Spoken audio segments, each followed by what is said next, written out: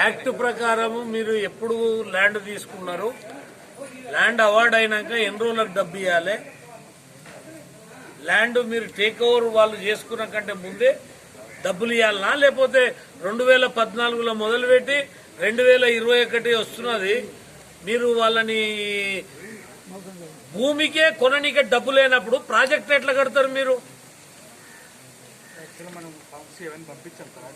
అరే ఆర్టీఓకి పంపితే నేను ఇవాళ ఎవరిని రమ్మన్నా, కలెక్టర్ని రమ్మన్నా, కలెక్టర్ ఎందుకు రాలే అంటే కమిషన్ అంటే మీకు లెక్క లేకుండా ఉన్నదా?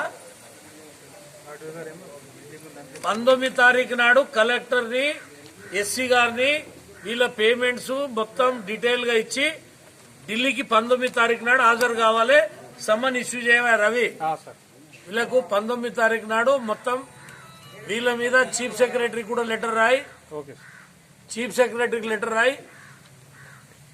19 తారీఖు నాడు ఢిల్లీలో హీరింగ్ ఉంటుంది. 19 లోపు విత్ ఇంట్రెస్ట్ తోటి మీరు అవార్డు ఎప్పుడు ఇచ్చిర్రు, వాళ్ళ భూములు ఎప్పుడు దాంట్లో కెనాల్ తోమిరు, మీరు కెనాల్ తొమ్మిదికే మీకు అక్క ఎట్లుంటుందా? వాళ్ళకి డబ్బులు ఇవ్వండి. కాంట్రాక్టర్లు ఎట్లా తోముతారు, ఇంజనీర్లు ఎట్లా మీరు వాళ్ళకు సైట్ చూపిస్తారు?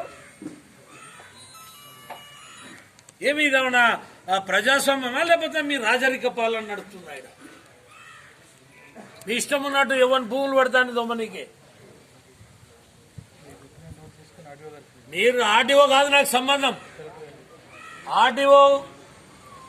ఆర్టీఓ కూడా రాలే, ఈరోజు కలెక్టర్ రాలే. కమిషన్ ని నెగ్లెక్ట్ చేసిండ్రు, దీనికి ఎక్స్ప్లెనేషన్ అడుగు. రెండోది 19వ తారీఖు నాడు దీని కంప్లీట్ వీళ్ళు డబ్బులు వీళ్ళకి ఇచ్చి విత్ ఇంట్రెస్ట్ తోటి ఎన్ని సంవత్సరాలు, దాదాపు 14 నుంచి ఎంఆర్ఓనే చెప్తున్నాడు 14th నుంచి స్టార్ట్ అయిందని. వాళ్ళు దున్నుకోకుండా చేసి, వాళ్ళకు రైతు బంధు రాకుండా చేసి, మీ ఇష్టం ఉన్నట్టు పోలీసు వాళ్ళని పెట్టి దౌర్జన్యాలు చేసి కాలువలు తోమిచ్చి కాంట్రాక్టర్లకేమో కోట్లు ఇచ్చుకుంటా, భూమి ఉందేమో 6 లక్షలు 7 లక్షలు ఇయనికే చేత కదా మీకు?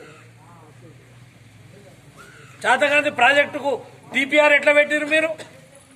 డిపిఆర్ లేనిది ఎట్లా శాంక్షన్ అవుతుంది? ల్యాండ్ ఎక్వైర్ కానీ డిపిఆర్ ఎట్లా అవుతుంది?